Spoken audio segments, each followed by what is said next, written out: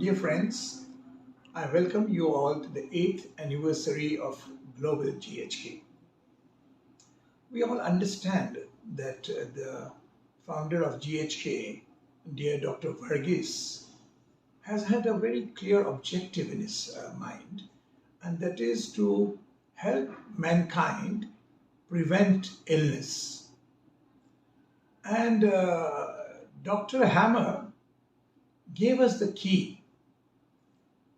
I always say he has helped us identify the causa causarum, the cause of the causes. And he redefined what we today term as symptoms. He gave us a very wonderful term. Instead of using symptoms, we use the term special biological significant program. Every so-called symptom is nothing but an SBSP, a special biological special program, which runs to help resolve the conflict that has caused these so-called symptoms. And I am very thrilled when I first discovered about the discovery of Dr. Hammer.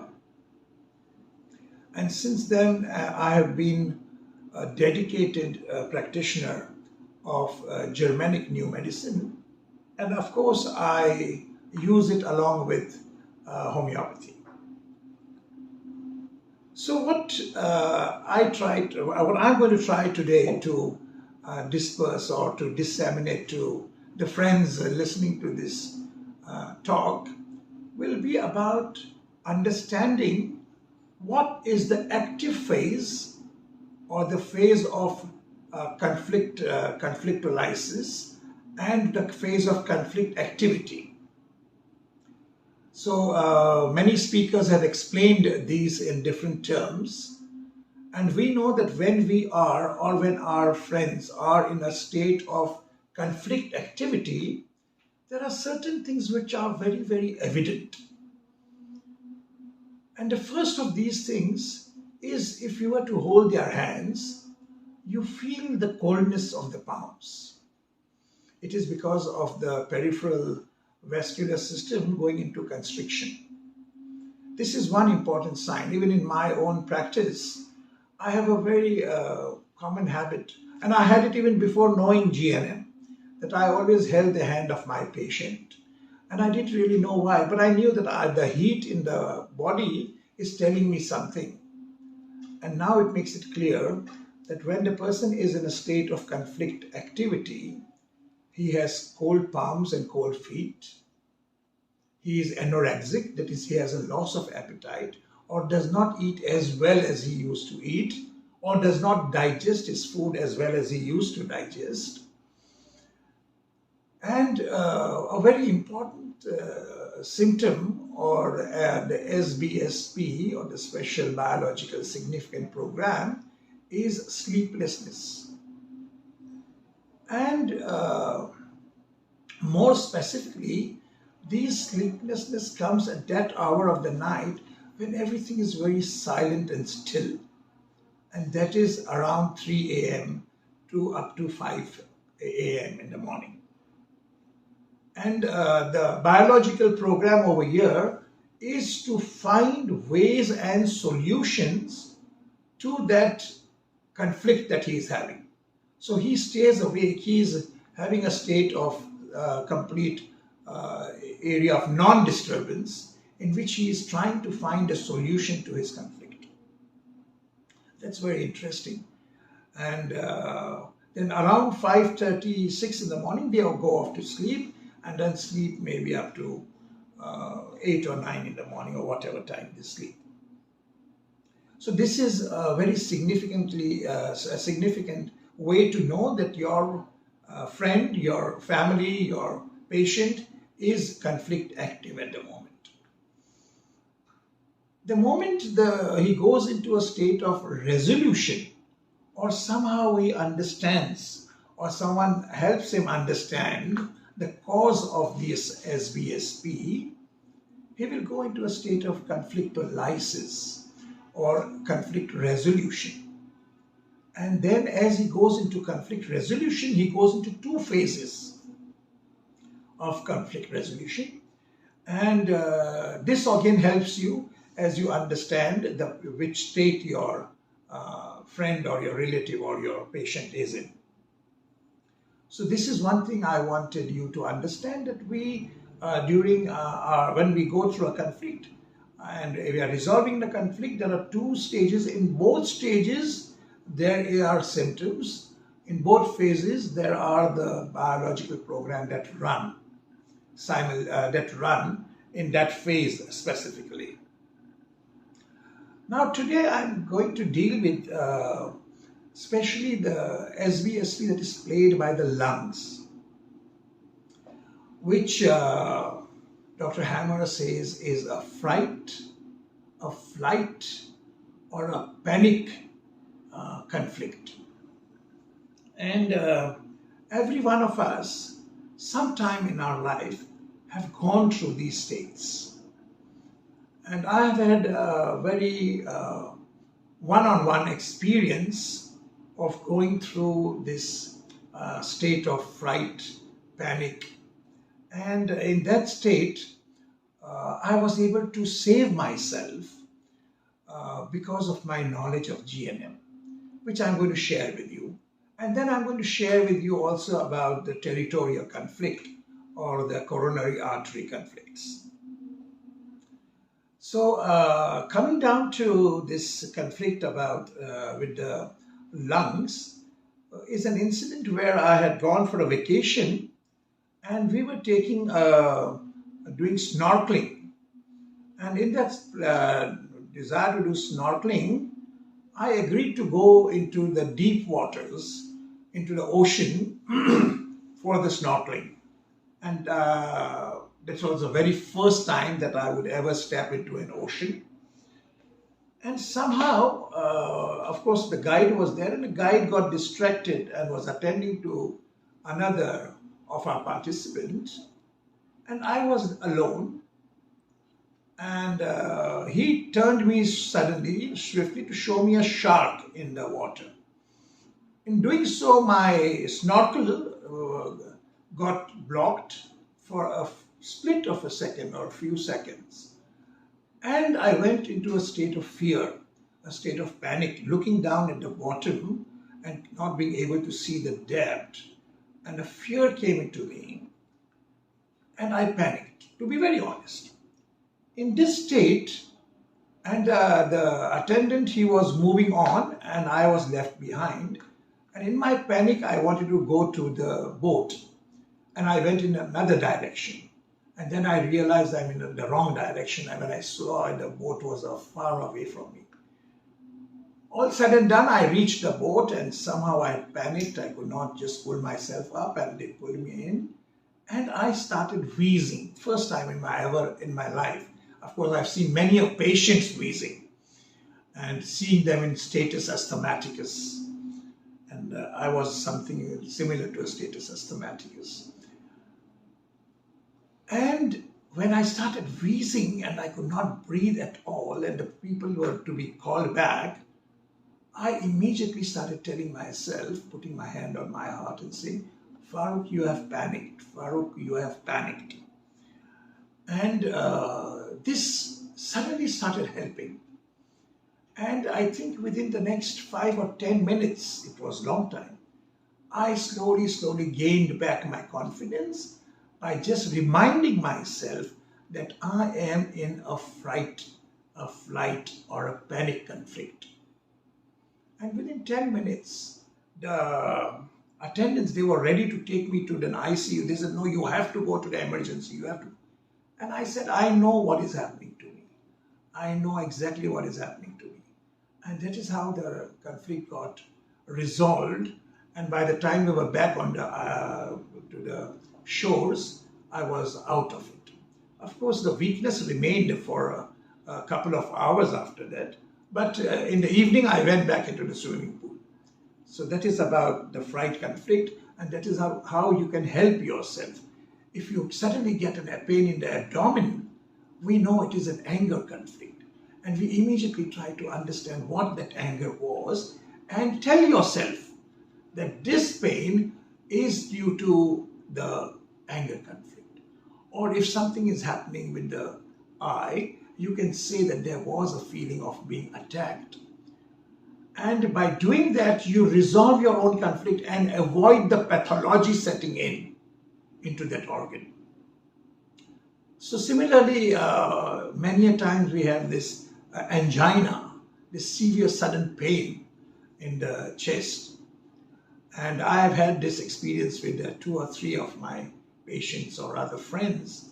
And we have been able to help them by asking them to identify what is the territory of theirs which they feel is being encroached upon.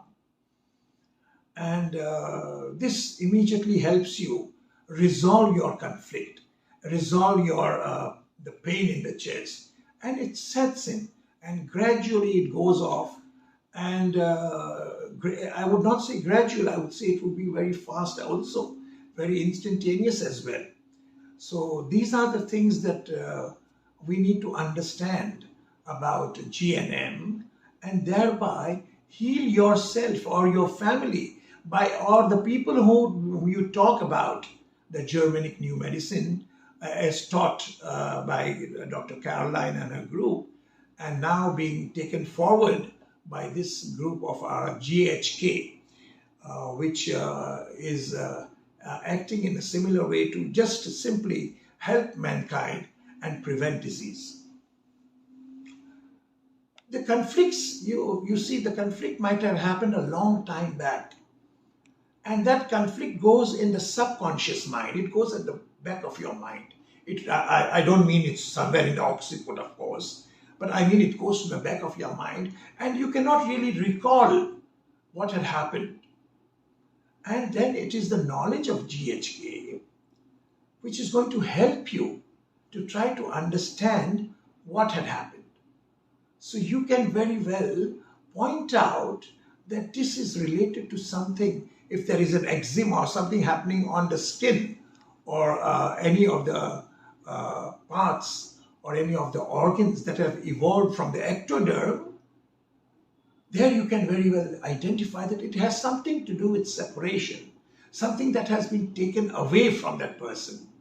And then trying to put it chronologically, you can try to find out what is the conflict. So you can say, okay, tell me what happened in 2018 or what happened in 2019 or maybe a few months before that, and then relate it to incidences that have happened at that time and try to help him to identify what really must have caused this conflict. So as I said, ectoderm are all related to a separation conflict. The endoderms, all the organs that have evolved from the endoderm have got a conflict that we call as the morsel conflict. All conflicts starting with the mouth and going all the way up to the anus are morsel conflicts.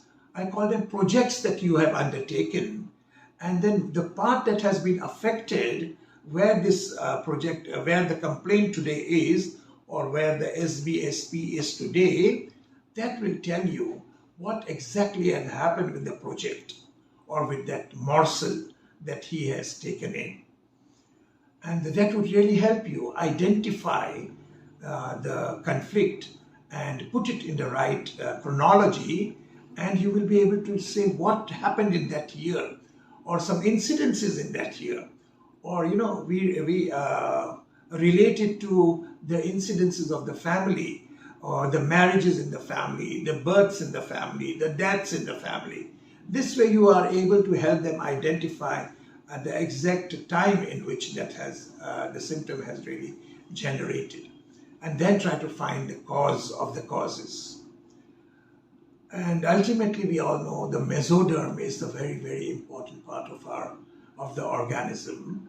It involves the bones, the whole vertebral column, the nervous system, the vascular system, the muscles. All these things come part of our mesoderm, the new brain.